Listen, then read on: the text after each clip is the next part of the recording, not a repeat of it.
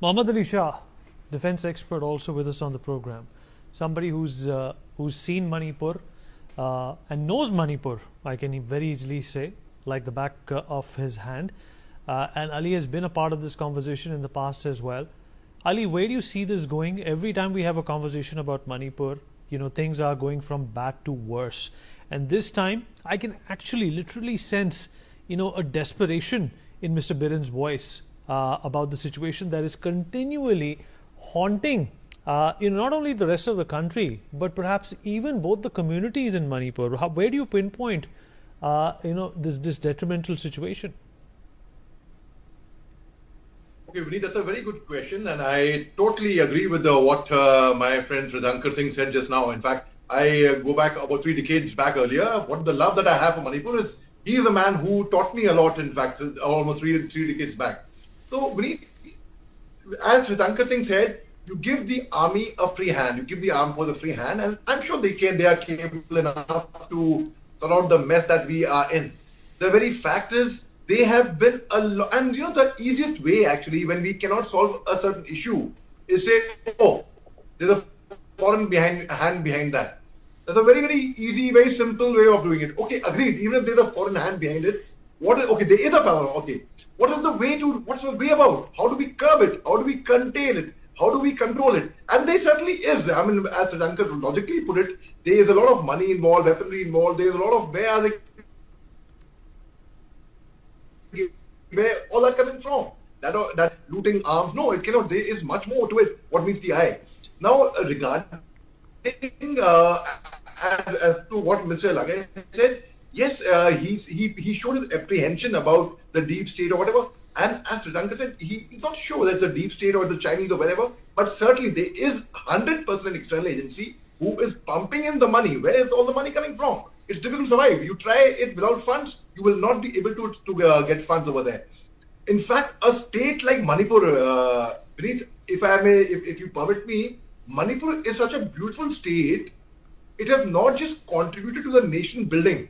It has contributed. Very few people would be knowing this. Let me declare it on your program.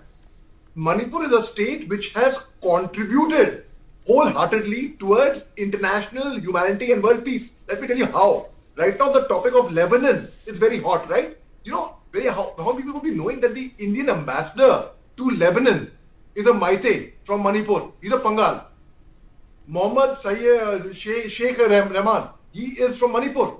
There is a contingent of the Indian Army, which Indian Army sends its contingent to UN, right? For UN peacekeeping force to Sudan, to Lebanon, to Congo.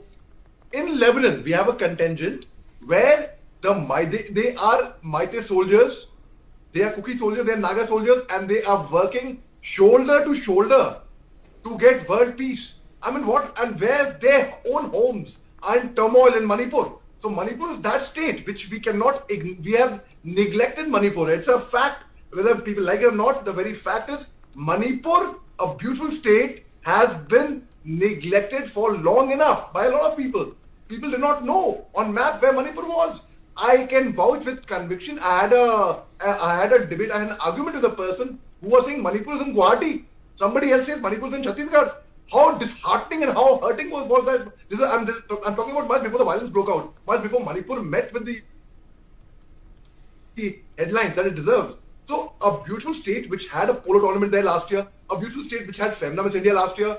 Kukis and Maites have never fought ever. There have been history of Nagas and Kukis, they clash. There have been a history of the Maite Pangals, those are the Maite Muslims, and the Maites, the Maite Hindu, they clashed. In 1997, the Kukis clashed. It was called an in-house fight. The Thadaos being Kukis and the Kuki Paite, the Kuki umbrella. That's okay, but Ali, talk about, let's talk, Ali, talk about why isn't this conflict coming to an end? Honestly, I believe there's no problem in this world which, if you focus your energies right, that's absolutely fine. But why? Pinpoint. Please tell me, why do you think this problem is not being solved? We obviously haven't focused our energies correctly. We would be more interested in knowing about what. Do you think the Americans are involved? It's a yes or no question. Do you think that the Americans are involved? Do you think outside forces are involved? I don't think so. You think China is involved? Yeah, outside forces, yes. Outside forces, yes, most certainly. I always suspected China from the very, very beginning, not just now. Even the time when I was fighting insurgency there was definitely the underground factions in Manipur. Where would they be getting their arms, ammunition, and their money from? It was always there. I've always felt that. It's not just now. It's not just the violence. But now there's a difference between the insurgents, the underground groups, and the common person. Even social groups have picked up arms. They become armed groups over there, unfortunately. So where have the weapons come from? It's very simple to say, oh, some 6,000 weapons were looted from the police armory. No, it is much more to that. So most certainly Chinese. Ali, with his own opinion, he's saying there are influences of outside forces.